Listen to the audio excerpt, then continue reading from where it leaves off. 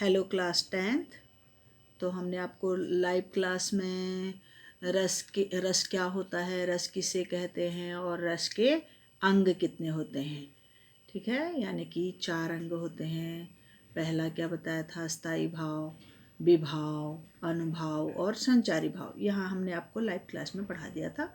जो बच्चे अटेंड नहीं कर पाए उनके लिए मैं कोशिश करूँगी कि एक बार फिर से वीडियो बनाएं, पर अभी हमें अपना सिलेबस आगे करना है। तो अब है हमारा आज का जो टॉपिक है, रस के भेद। कितने भेद होते हैं मैंने आपको बता दिए हैं कितने भेद होते हैं। पहले 9 रस होते थे और अब विद्वानों ने 2 रस और बढ़ा दिए हैं, तो टोटल कितने हो गए, 11। तो 11 रसों के 11 स्थायी भाव हो गए, ठीक है। वैसे स्थायी भावों की संख्या 9 मानी गई है, ऐसा हमने आपको बताया था, ठीक है। तो पहला रस है श्रृंगार रस। तो श्रृंगार रस जो है ये सबसे बड़ा रस है, यानी कि इसके पाठ से पहले वात्सल्य रस भी जो था उसका स्थायी भाव होता था बाल रति, अब उसका स्थायी भाव भी अलग कर दिया है वत्सल।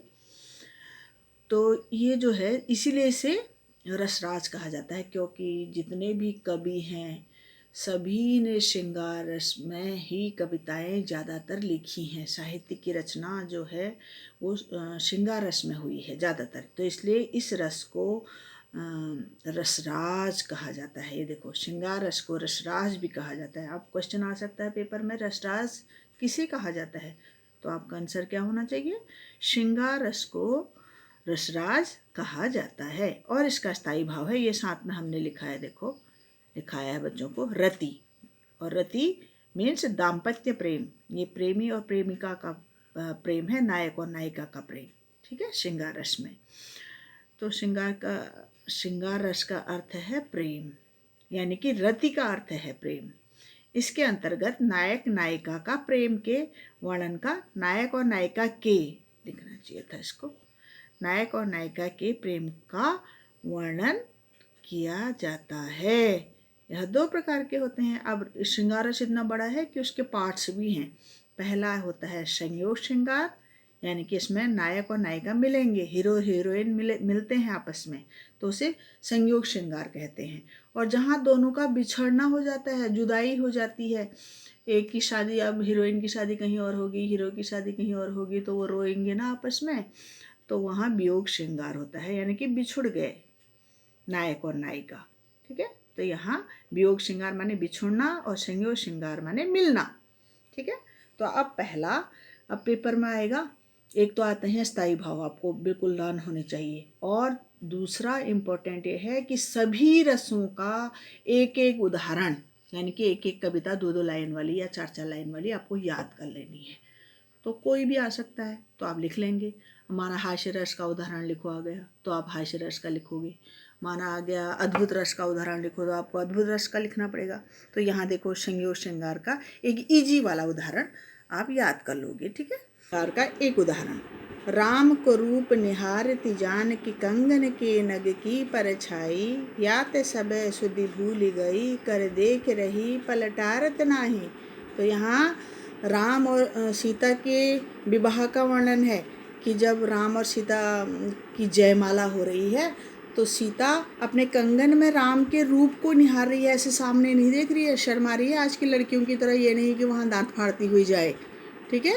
तो वो राम के रूप को देखकर सब अपनी सुध-बुध खो गई है, और अपने हाथ में जो उसने कंगन पहना हुआ है, कंगन के नग की परछाई, कंगन के नग में, कंगन में नग जड़े हैं ना, नग होते हैं ना वो कांच के, तो उसमें राम का रूप दिख रहा है। और वो उस हाथ को वो हिला भी नहीं रही है, क्योंकि नहीं तो राम का रूप जो है फोटो वो हिलने लगेगी ना, इसलिए वो हाथ को बिल्कुल पकड़े हुए है और राम को देख रही है, यानी कि राम और सीता का मिलन हो रहा है यहाँ पर, तो इसलिए ये संयोग श्रृंगार है, ठीक है। अब यहाँ आपको स्पष्टीकरण ऐसे वैसे उसमें लिखना नहीं है पेपर में, ये हमने आपको समझाने के लिए यहाँ पर लिखा है। देखो स्थायी भाव क्या होता है, संयोग श्रृंगार का देखो, आप ध्यान रखो कि संयोग श्रृंगार का चाहे वियोग श्रृंगार हो चाहे संयोग श्रृंगार हो, दोनों का स्थायी भाव रति ही होगा, ठीक है। दोनों का स्थायी भाव आपको ब्रैकेट में रति लिखना है, ठीक है। और फिर देखो स्थायी भाव रति, रस है इसमें संयोग श्रृंगार रस।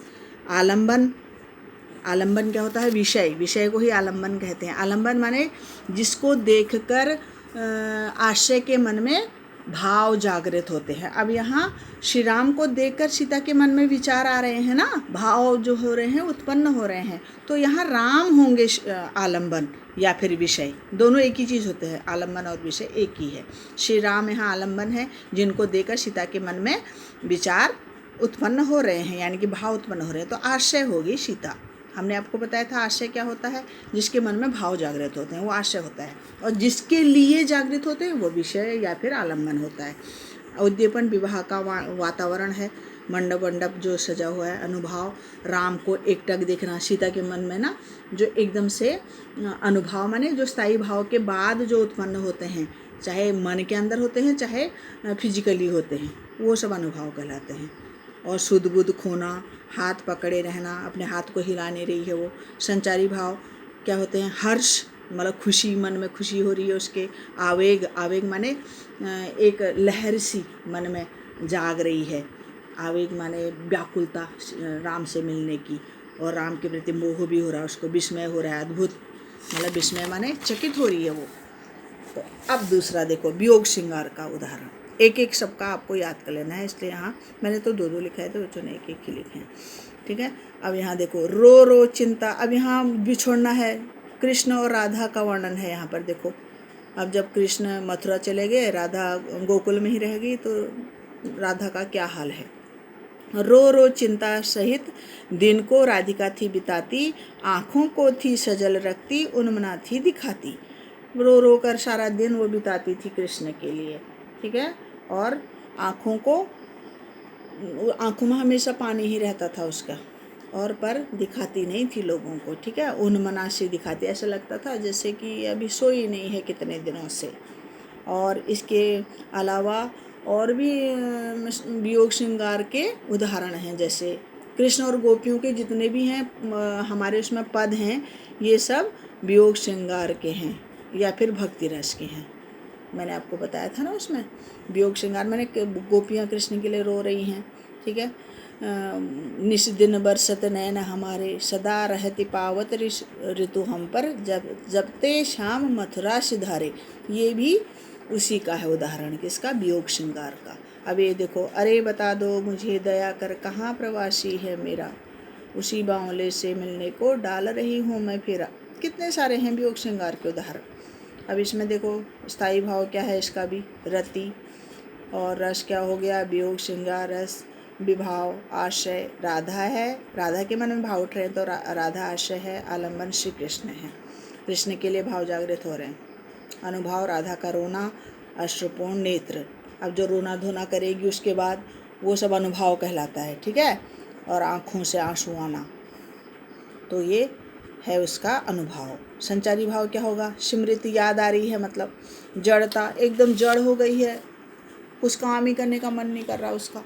विषाद माने दुख हो रहा है उसे, व्याधि माने दर्द हो रहा है, व्याधि माने रोग हो गया एक प्रकार का, भाई बिछड़ जाते हैं तो आपस में उनको एक प्रकार का रोग कहते हैं ना, प्रेम रोग, वो लग जाता है। उन्माद, उन्माद माने भी वही होता है, आवेग, उन्माद, ठीक है, व्याकुलता कहने का मतलब है।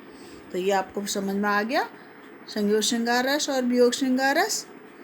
अब है वीर रस, ठीक है। वीर रस क्या होता है, और इसका स्थायी भाव होता है उत्साह। वीर रस माने जब युद्ध में तैयार होने के लिए वीरता, मन में जोश आता है कि हम शत्रु को देखकर लड़ मरेंगे रणभूमि में, वो वीर रस होता है, ठीक है। और अब वीर रस भी कितने प्रकार के होते हैं, 4 प्रकार के, ठीक है। एक तो होता है युद्ध वीर, जिसे युद्ध में जो लड़ते हैं उन्हें भी वीर कहा जाता है, ठीक है।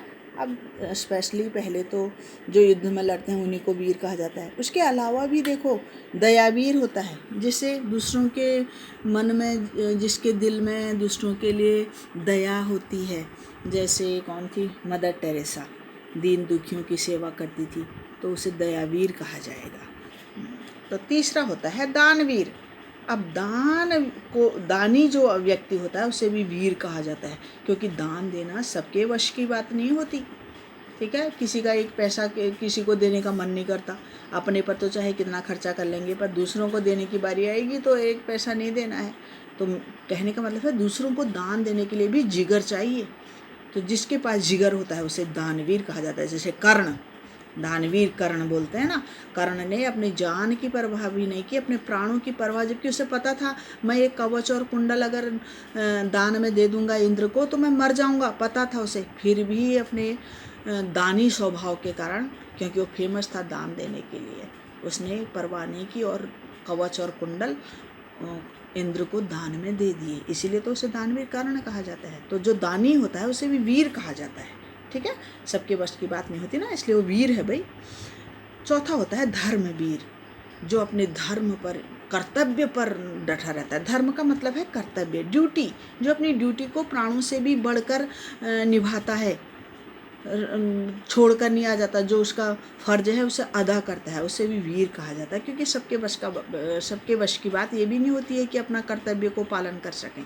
लोग तो कहते हैं जब कर्तव्य पालन की बारी आती है, अरे छोड़ो, किसने देखा है, छोड़ो, अपना हम अपने बारे में सोचेंगे, उसका क्या कर्तव्य है वो सब भूल जाते हैं, ठीक है, इसलिए उसे भी धर्मवीर कहा जाता है, ठीक है, जो अपने धर्म पर अडिग रहता है। तो अब इसका उदाहरण देखो एक यहाँ। अब पहले तो ये देखो, उत्साह इसका स्थायी भाव है, और किसे कहते हैं डेफिनेशन मैंने बता दिया।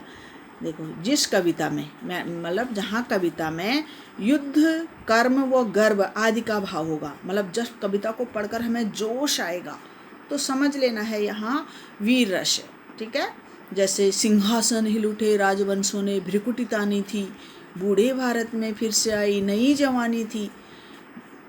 ये आप इसको पढ़कर आपको ऐसे जोश आ रहा है ना, महारानी लक्ष्मीबाई के बारे में जब हम पढ़ रहे हैं तो समझ लो कि क्या है, वीर रस है। कविता को पढ़कर जहाँ भी आपको जोश आए, वो खून कहो किस मतलब का जिसमें उबाल का नाम नहीं, वो खून कहो किस मतलब का जो आए देश के काम नहीं, ये भी वीर रस की कविता है। बहुत है वीर रस की कविताएं। अब यहाँ एक मैंने दिया है, देखो, मैं सत्य कहता हूँ सखे, सुकुमार मत जानो मुझे, यमराज से भी युद्ध को प्रस्तुत सदा मानो मुझे। अब यहाँ देखो, कविता को पढ़कर ही जोश आ रहा है कि यहाँ पर कौन कह रहा है ये। वैसे ये जो कविता है ये अभिमन्यु के बारे में है। जब अभिमन्यु महाभारत की लड़ाई में लड़ने जाता है तो उसको बाकी जो पांडव होते हैं वो कहते हैं, अरे यार तुम तो अभी बच्चे हो, तुम मत जाओ युद्ध में, ठीक है, तुम्हें तो कौरव मार देंगे। तो वो वीरता दिखाते हुए क्या कहता है, अपने दोस्त को कह रहा है, वो सखा को, सखा माने मित्र, मैं सत्य कहता हूँ सखे, सुकुमार मत जानो मुझे, बच्चा मत जानो, यमराज से भी युद्ध को प्रस्तुत सदा मानो मुझे। अगर मेरे सामने यमराज भी आएगा, मुझे ललकारेगा युद्ध के लिए, तो मैं उसको भी युद्ध के लिए हमेशा तैयार रहूँगा, यमराज से भी लड़ाई के लिए। कहने का मतलब है मौत से भी लड़ जाऊँगा मैं। तो ये वीरता दिखाई दे रही है ना, तो इसलिए यहाँ वीर रस है, ठीक है। अब देखो, स्थायी भाव उत्साह होता है। आशय, आशय माने किसके मन में भाव हैं, कौन कह रहा है, अभिमन्यु कह रहा है। आलंबन और विषय कौन है, गुरुद्रोण, शत्रु। अब जरूरी नहीं है आप गुरुद्रोण मत लिखना, शत्रु ही, वैसे ये लिखने को आते भी नहीं है पेपर में, आपको तो सिर्फ यही उदाहरण याद करना है बस, ठीक है। ये तो मैंने आपको समझाने के लिए लिखे हैं। और आलंबन और विषय वीर रस में हमेशा शत्रु ही होता है, ठीक है। आलंबन और विषय एक ही होता है, मैंने बताया था आपको। तो उसमें हमेशा वीर रस में कौन होगा, शत्रु ही आलंबन होगा और शत्रु ही विषय होगा। आशय कौन होगा, जो कह रहा होगा, जो मतलब लड़ने के लिए जा रहा होगा, वो आशय हो गया। क्लियर। उद्दीपन माने जो वातावरण होता है, एटमॉस्फेयर, वो उद्दीपन होता है। अनुभाव, गर्जना, ललकारना दुश्मन को देखकर। संचारी भाव, उत्साह, साहस, गर्व, आवेग, ये तो सब एक जैसे होते हैं। उस संचारी भाव क्या होते हैं, जो 2 पल के लिए आते हैं उनके साथ, ठीक है। तो थैंक यू, आज के लिए इतना, आगे हम अगले वीडियो में लिखेंगे, बोलेंगे।